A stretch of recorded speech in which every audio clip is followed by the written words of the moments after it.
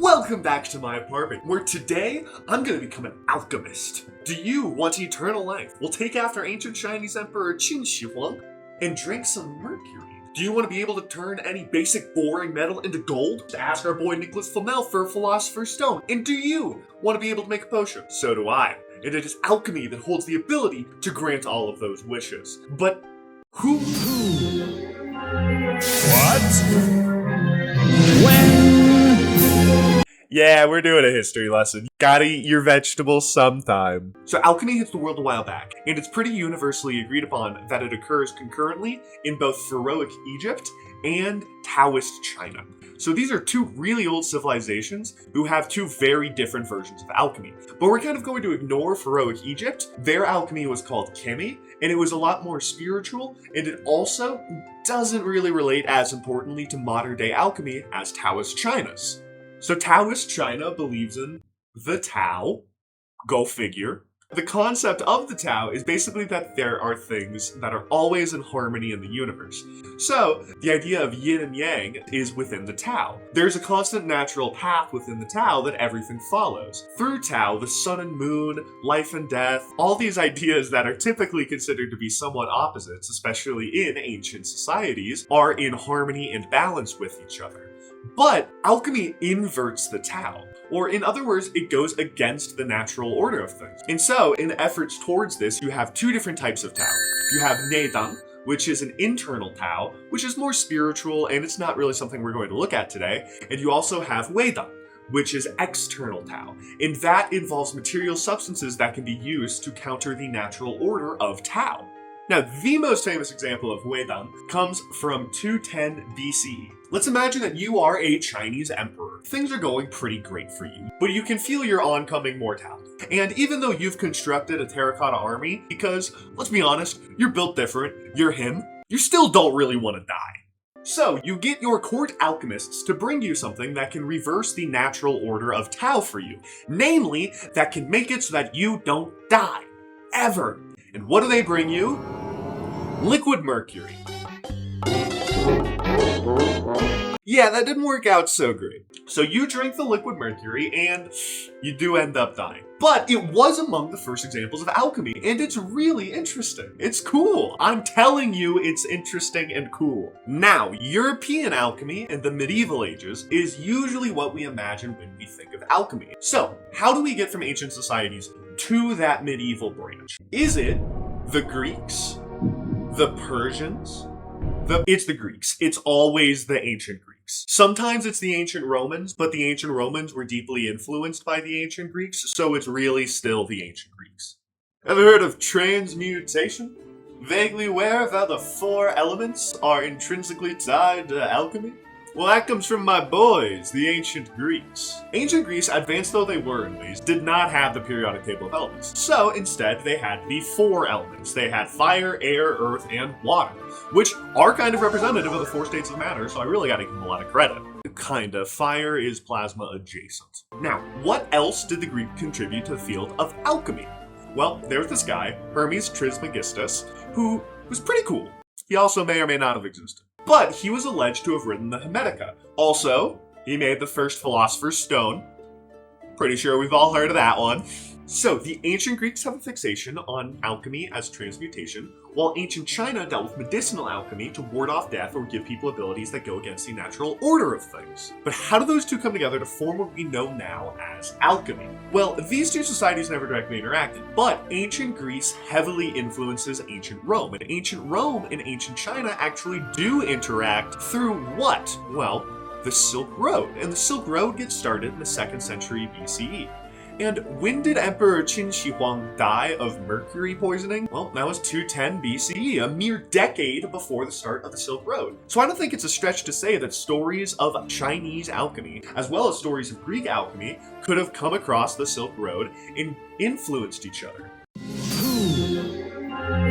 What? So, alchemy. Two branches, transmutational and medicinal. What are some examples of magical alchemy for both of these branches? Well, transmutation-wise, we've already talked about the Philosopher's Stone, which is far and away the most famous example and sought-after thing within the field of alchemy, transmutation or medicinal. In fact, did you know that the term magnum opus actually comes from the search for the Philosopher's Stone? The Philosopher's Stone was considered the great work, and magnum opus translates to great work. Alchemists would seek after the Philosopher's Stone, and if they could create it, that would be their magnum opus, and that bled into other fields. Anyways, the Philosopher's Stone was theorized to exist as a red powder. Remember the 4 elements I mentioned earlier? Well, alchemist Abir ibn Ayyan from the 8th century theorized each of those 4 elements was either hot or cold and wet or dry. He then says every metal is a combination of those 4 principles, 2 of them interior and 2 of them exterior. So from this premise, he extrapolates that the transmutation of one metal into another could be affected by the rearrangement of its basic qualities. So, with the help of an elixir, is from which we get the word elixir, you could transmute one metal into another.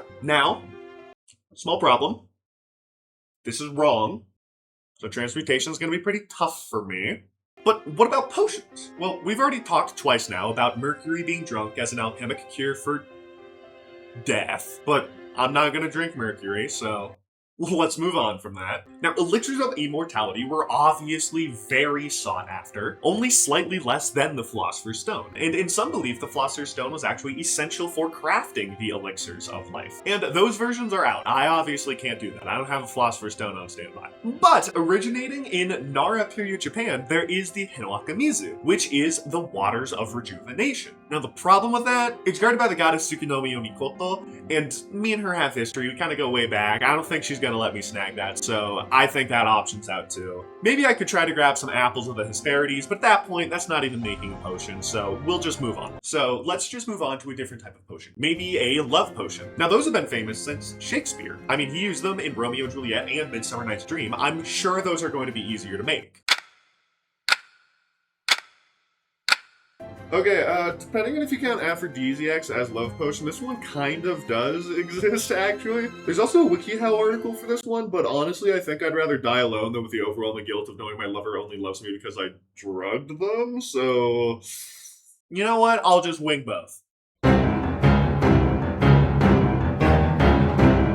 Hello and welcome to the Alchemy Lab. This is where I'm going to become a certified alchemist. So to become a certified alchemist, I'm going to need my degree in both fields, meaning transmutation and potions.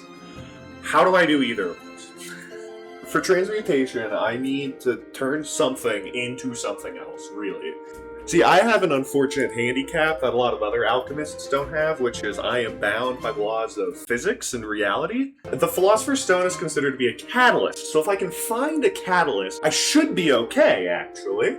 And would you believe it? I just happen to have some red powder right here. The Jello is basically transmutation, when you think about it. It's taking one thing and turning it into another thing. That's alchemy. Where's my cauldron? That is a Philosopher's Stone, if ever I've seen one. I think I've created a vat of blood. Oh god, it's boiling over. No, stop. Get colder. I'll report back on the transmutation later, but for now, I'm ready to make a potion. I don't have a scheme for this one in nearly the same way. First things first, a potion bottle is a necessity. I'll go get a bottle. This looks potion-y enough, yeah? What do I need to put in a potion to make it a potion? The 4 elements. Water. Also air, because it's sparkling. Earth. These are like vitamin tablets that you put in water. But the thing is, the tablet itself is just like a little rock. More earth. I can't really explain this one as well, but coffee grounds look like soil. Fire! Now I'm doubling up on fire. I'm going to have fire in terms of this, and also it will be heated, which is fire. And then it will be blended, maybe before it's heated, to aerate it, to get it even more air connected. And obviously the water is the foundation of it. So with all of those elements combined, I will have crafted a potion. So I'm gonna try to make 2 potions here. One of which will give me the ability to fly, and the other of which will give me extra life. How are you gonna get that, you ask, Aiden? Well, let me answer, innocent viewer. My potion of flight, I will use this lovely star fruit, because it's stars, and stars are in the sky. You know, it's pretty simple. Now, for a potion of sustained health and life, I can't quite explain this one. It's just like it really spoke to me. Egg. Oh no. What have I done? You know, really I'm freaking out for nothing because I still haven't even aerated it, so it's not yet imbued with all of the elements fully yet.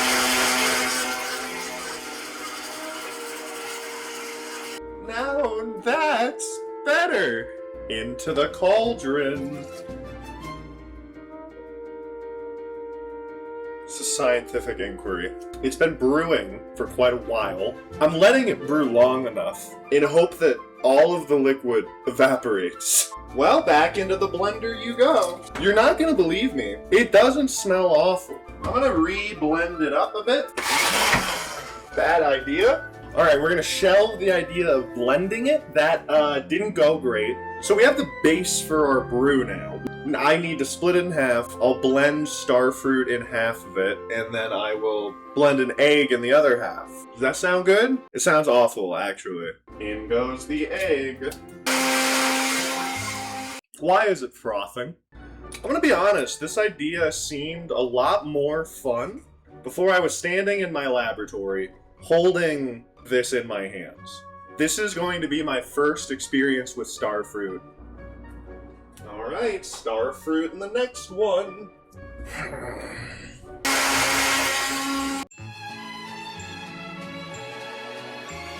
Now at this point, a lesser man would throw in the towel. A lesser man would look at the two potions he's made and come to a conclusion without trying and say that he has failed. That there is no magic within this world. This is not going to let me fly, nor will this increase my health. If anything, it may do the opposite. I'm not a lesser man.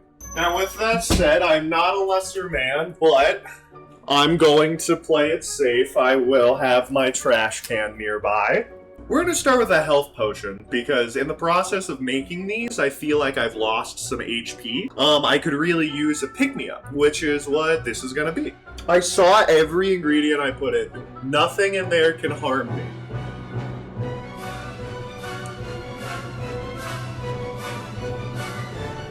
Honestly, awful. Now I will say, I do feel like there was something magical about that experience. Not in a great way, but there was something magical there. I think I'm shaking. If I don't upload another video after this one, you know what happened. It killed me. So, I've learned a lot today. But maybe the biggest thing I learned that I want to impart onto all of you is don't try anything you've seen today. A few moments later. It's been 24 hours since we last saw each other, and by that I mean since I last saw you. I've recovered from the potion incidents. Let's see how my transmutation went. I forgot that I keep my fridge quite cold. I've essentially created a Jell-O creme brulee.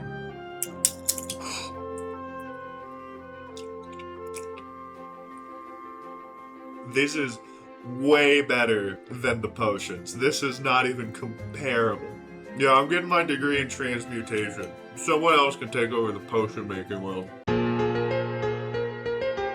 Alright, let's take a look at this holistically. Is alchemy magic? And kinda, actually. Not what I did. My potion sucked. I should get my alchemic license removed. But what we can do today with medicine is alchemy. Well, it's what alchemy tried to do. Health potions? We have antibiotics and Pepto-Bismol. That's my favorite potion, actually. We don't have transmutation in the same way alchemists of old were looking for it, but we do have chemical reactions. I just made a liquid that's not a liquid anymore. That's not unimpressive, right? When you think about it. Especially to a medieval peasant. So in this series, this is definitely the closest we've gotten to magic, because it's essentially science. Alchemy is the forefather of science. Namely, is the forefather of chemistry. If you look at Abir ibn Hayyan, he is also known as the father of modern chemistry. Sure, alchemy might not be magic the way we think about it, but chemistry kind of is magic. To this day, I don't fully understand how a lot of chemical reactions work, and I probably never will. So,